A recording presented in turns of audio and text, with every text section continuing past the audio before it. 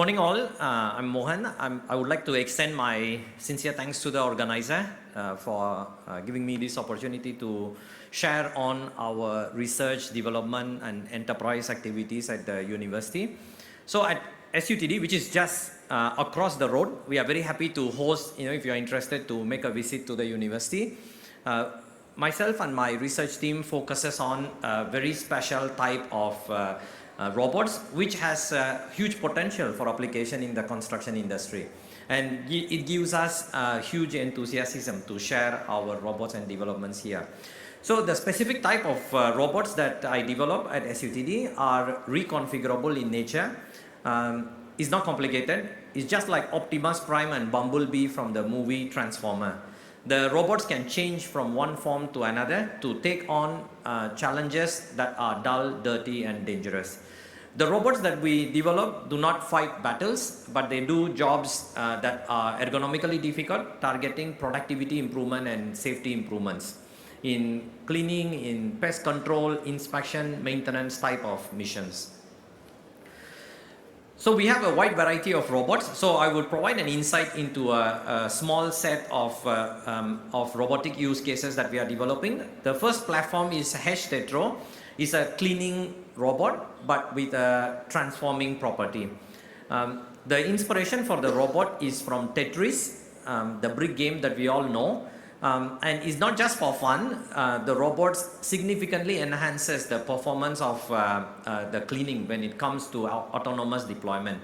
So what you see is a commercial robot, and it has a lot of issue accessing places. It is autonomous, it has sensors, but it cannot cover all the area because of the spatial limitation. So with our robot H-Tetro, is autonomous, it has the same type of sensors like the commercial robot, but it can detect the available space and it can shape change to maximize the area covered. And we have run many experiments comparing the performance of our robot to commercial design. In every single scenario, our robot outperforms, simply because our robot can change shape and access places that are impossible for commercial platforms to cover. So we have over 8 different variants of the robot developed with different type of cleaning mechanism, mopping, scrubbing, vacuuming, and also robots of different sensor configurations with 2D LiDAR, with 3D LiDAR, with infrared cameras and beyond. So in every single case, our robots outperform equipped with the transformation property. So this is a case where the robot can move to the other side where the commercial design could not achieve, cover an area coverage of over 95%, whereas with the traditional design, it was less than 30%. So it's not just about floor cleaning robots. We also have robots that can access and clean staircases.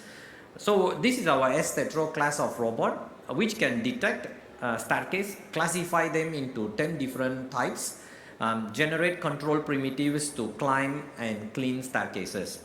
The staircase can be calibrated to access different type with varying width and depth. So at the moment, it is to accommodate a wide range of staircase types, and the platform can do cleaning. So the platform is completely autonomous, that it navigates in its 3D map, climbing staircase, avoiding static obstacle, avoiding dynamic obstacle. So we have different variants, a robot that can do both ascending and descending. We have a variant that can do only ascending and only descending. This is to account for the cost considerations when it comes to specific application. So with this particular platform, we have many different applications. We are exploring beyond cleaning, like goods moving. In the case of a construction site, where the robot can access the staircase to move goods up and down. Given the platform not only can operate in 3-dimensional spaces, but it is autonomous to also coordinate with robots that operate on flat grounds. So beyond that, we also have larger platform classes. Panthera is our pavement sweeping robot. It's a vehicle class robot. And with the platform, we have deployments ongoing together with national parks at the Jurong Lake Garden. So it's an autonomous sweeping robot for parks, park connectors, for pavements. The platform, we have 2 variants. One that has the ability to compress and expand. Another that is capable of holonomic motion. So it can move sideways, it can move diagonal, for it to be adaptive. As pavements and park connectors are constrained spaces where the robot have to operate with people who may be walking, running, cycling, and the robot have to be highly adaptive to respond to such situations. So we have also equipped the robot with outdoor autonomy. So the robot has onboard GPS and capable of outdoor autonomy, avoidance of obstacle and navigation. So beyond cleaning robots, we also have logistic robots. We are all familiar with logistic robots. We took on a big challenge together with the Changi General Hospital to develop the next generation of logistic robot. So Changi General Hospital has close to 200 robots where they have small robot carrying small material and large robot carrying large material. And this has given rise to close to 10 different robots.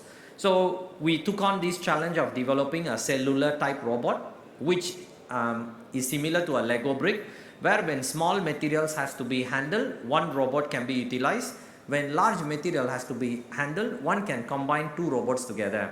If even larger material have to be handled, 3 or 4 or 6 robots can be put together, and the robot will act as a single entity. So what you see is a single VASP robot. We have trials at the Changi General Hospital with the robot performing trolley logistics, the robot handling linen logistics, different type of trolleys across different story. The robot is also equipped with the robotics middleware framework, so the robot can talk to the lifts to move from one floor to another. Also the robot can talk to automatic doors and IoT sensors. So the robot can lift objects from the top as well as tow objects. It is equipped with wireless charging for it to dock and charge. When there is a need to have a larger surface area or a heavier payload, then two robots can be connected together, and the robot will auto-configure to be autonomous as a single entity. And the same is true for further scaling with 3 or 4 or 6 robots, which is important in a deployment setting, because we do not want to end up with so many different type of robots, so many different docking station, and so many different training manual. So beyond applications in cleaning and in delivery, we also have taken application in security. So Scorpio is an example where the project was undertaken at the Tamasak lab at SUTD, funded by Ministry of Defense. The original application was to develop an urban reconnaissance robot. A robot that can be thrown into a building that is held hostage by hostile forces. And the expectation was for this robot to be a transformer like Bumblebee. It has to crawl, it has to roll like a ball and climb wall. We didn't have any precedence in terms of academic papers, patents, proven tech. So we looked to nature for inspiration. So the inspiration for us came from Sebronus rachembergi, a class of huntsman spider only found in the deserts of Morocco. So this spider can crawl, it can roll, and it can climb wall. This is not an animation video but a real video of the spider. Because it was an endangered species, we couldn't get the real spider, but we got a lot of videos of the spider, which we then analyzed, developed mathematical models, using which we prototyped the actual robots. So within the scope of the project, we demonstrated ability of the robot to climb up wall using nanomaterial skin. So there's a skin in its underbelly that the robot uses to climb, and the same robot can crawl and roll. So we demonstrated over 20 different mission statements with this robot. The robot can recover once it detects a fall. It can coordinate with a team of 10 robots and beyond. So beyond building robots, my research group in SUTD also have come up with principles and techniques that can make a building passively robot friendly. So how can we design buildings that are inclusive to robots? Hospitals are using hundreds of robots, airports are using, schools are using, shopping malls are using. How can we develop future buildings that are robot friendly, at the same time can adapt existing building to become robot friendly, and that can seamlessly welcome more and more robots into infrastructure. So our work has now been included into the Building Construction Authority's Maintainability Guidebook in chapter 6. We have architects, urban planners in our team developing these principles. Beyond that, we also work with actively with companies. companies for now in Singapore. We are so happy to collaborate with your companies, your organizations, piloting our robots, transferring our tech for real use. Also, we have engineering companies investing in us, solving their problem. Often they come with a milestone, we develop solutions for them. We are also happy to collaborate with you in this modality. Also, we have startups that have been inspired from my lab. There are 4 startups. The more mature of the 4 companies is LionsBot. It's a company that design and manufacture professional cleaning robots. Our cleaning robots are designed and manufactured in Singapore and is deployed in over 30 countries.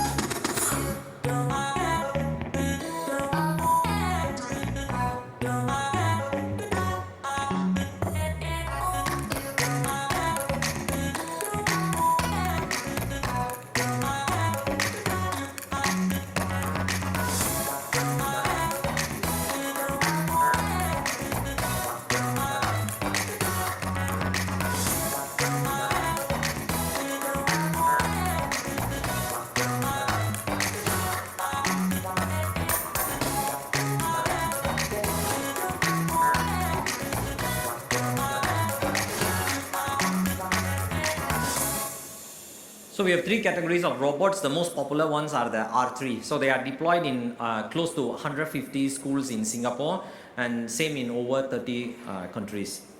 So the other company inspired from my lab is Motor Robotics. Again, I'm a co-founder of these companies. Motor Robotics is a company that manufactures robots for pest control applications. For controlling mosquitoes, rodents, snakes, we have robots for these.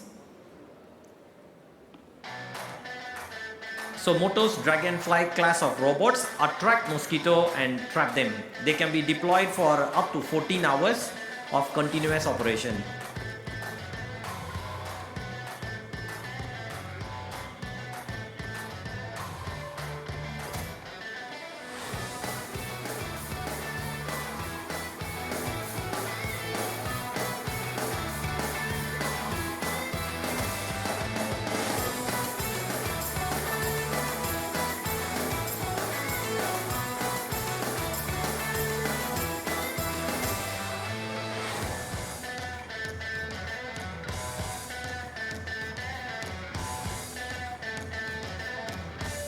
So we have a residential equivalent too.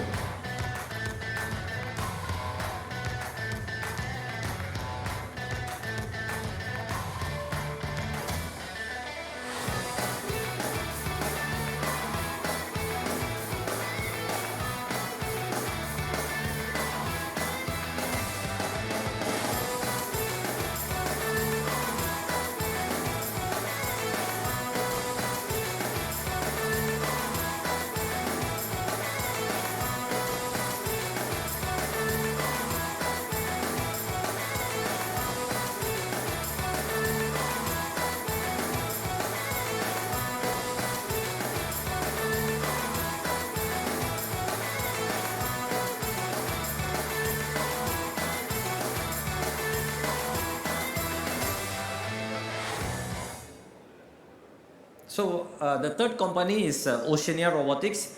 As the name implies, the company focuses on marine applications. However, the application can be generalized to built environment sector as well. They focus on high pressure blasting robots, hydroblasting, water jetting, and abrasive blasting.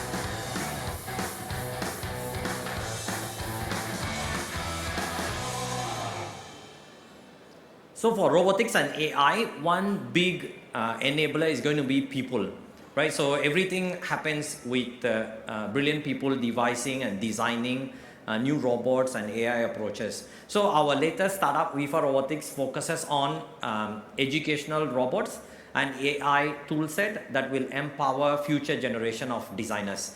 So the company's robots are used by educational organizations in 18 countries now, all the way starting from primary school to university and even adult training institutes.